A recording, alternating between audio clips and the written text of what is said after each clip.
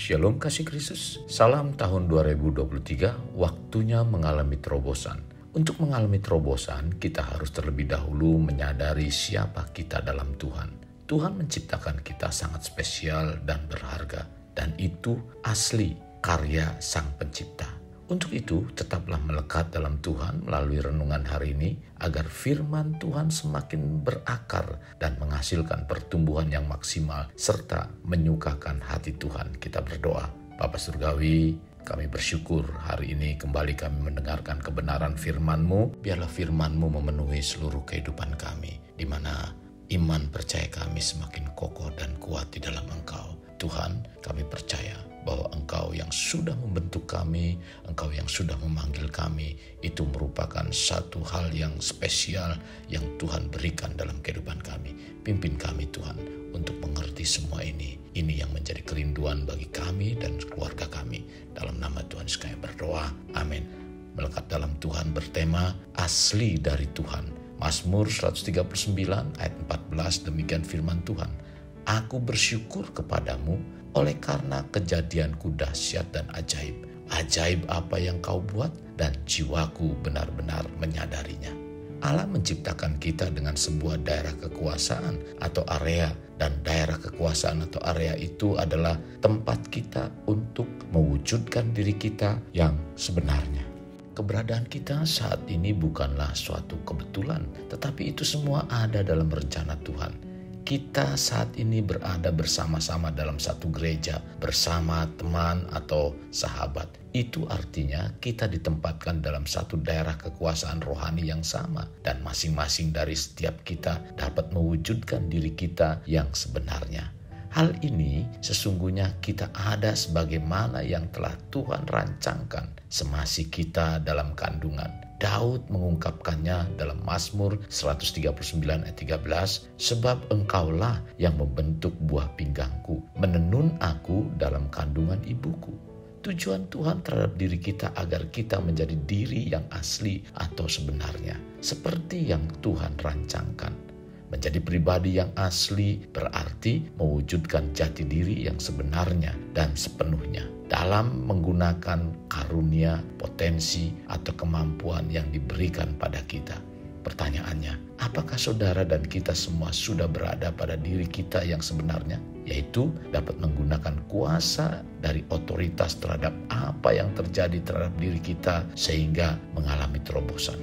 Pribadi kita yang asli dapat menarik orang lain yang melihat, karena di dalamnya ada sesuatu yang berbeda, yaitu memiliki rasa percaya diri sehingga dapat diterima oleh orang lain, karena diri kita tidak lagi bersaing dengan orang lain. Ingat, kita harus mewujudkan otoritas pribadi agar pekerjaan Tuhan berkembang dan Tuhan dipermuliakan. Kasih Kristus, Rasul Paulus mengatakan bahwa hidup yang kita jalani seperti masuk gelanggang pertandingan, di mana semua peserta turut berlari untuk memperoleh hadiah, yaitu mahkota abadi. Tercatat dalam 1 Korintus 9 ayat 24 sampai dengan 25. Dalam menjalani pertandingan kehidupan, Tuhan berkehendak kita dapat berkuasa atas area pribadi kita, sehingga kita dapat mengakhiri pertandingan dengan baik. Dalam 2 Timotius 4 ayat 7 dan 8 mengatakan, Aku telah mengakhiri pertandingan yang baik. Aku telah mencapai garis akhir dan aku telah memelihara iman. Sekarang telah tersedia bagiku mahkota kebenaran yang akan dikaruniakan kepadaku oleh Tuhan, Hakim yang adil pada harinya. Tetapi bukan hanya kepadaku, melainkan juga kepada semua orang yang merindukan kedatangannya. Jadi Tuhan menciptakan kita dengan memiliki area kekuasaan agar diri pribadi kita dapat mewujudkan rencana Tuhan. Kekuasaan atau otoritas yang Tuhan berikan kepada pribadi kita adalah asli atau murni dari Bapa Surgawi, agar kita hidup menurut firman-Nya, supaya kemuliaan Tuhan dinyatakan melalui hidup kita. Untuk kemuliaan Tuhan dinyatakan melalui manusia, itulah sebabnya manusia diciptakan menurut gambar Sang Pencipta. Tuhan memberikan berkat pertama untuk umat manusia adalah berkembang biak, penuhi bumi, dan berkuasa.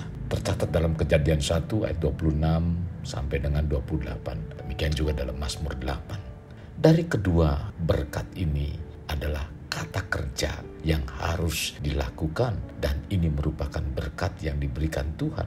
Berkembang biak adalah kata kerja yang membuahkan hasil keturunan. Demikian juga dengan berkuasa adalah kata kerja yang mendatangkan tumbuhnya pohon-pohonan yang menghasilkan buah yang berbiji, di mana semua pekerjaan yang kita lakukan dan kerjakan seharusnya menunjukkan kebesaran dan kemuliaan Tuhan. Dalam 1 Korintus 10 ayat 31 mengatakan, "Aku menjawab, jika engkau makan atau jika engkau minum atau jika engkau melakukan sesuatu yang lain, lakukanlah semuanya itu untuk kemuliaan Tuhan."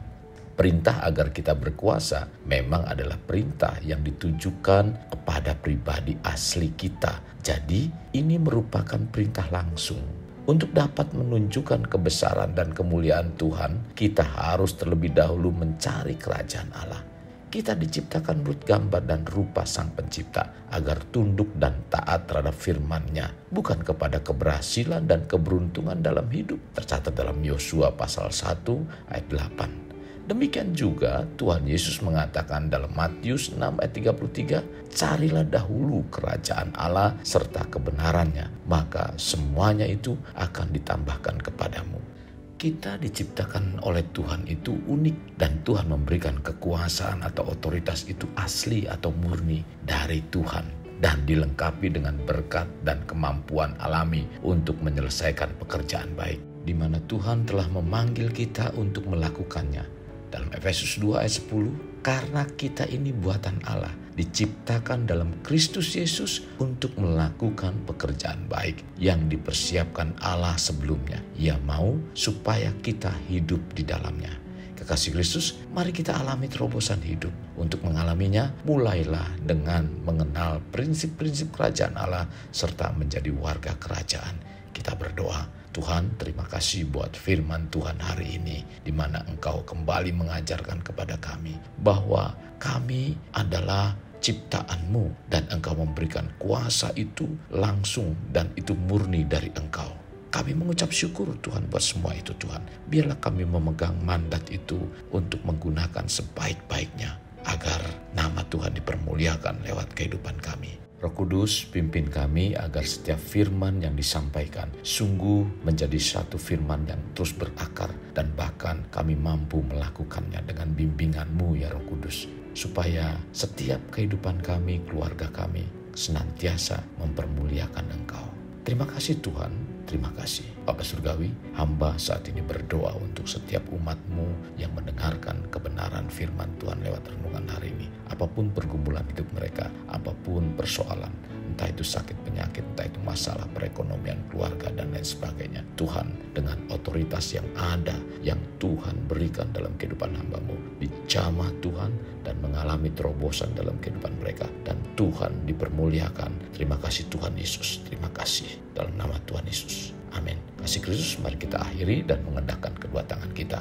Terimalah anugerah berkat dari Allah Bapa, kasih sayang dari Yesus Kristus, dan persekutuan dengan Roh Kudus yang mencurahkan berkat secara rohani, berkat secara jasmani, dan berkat secara ekonomi, di mana berkat Abraham, berkat Ishak, berkat Yakub dicurahkan dan dilimpahkan dari saat sekarang sampai Maranatha tiba, dalam nama Tuhan Yesus. Amin. Sampai jumpa di renungan berikutnya. Tuhan Yesus memberkati. Jangan lupa like, share, dan subscribe.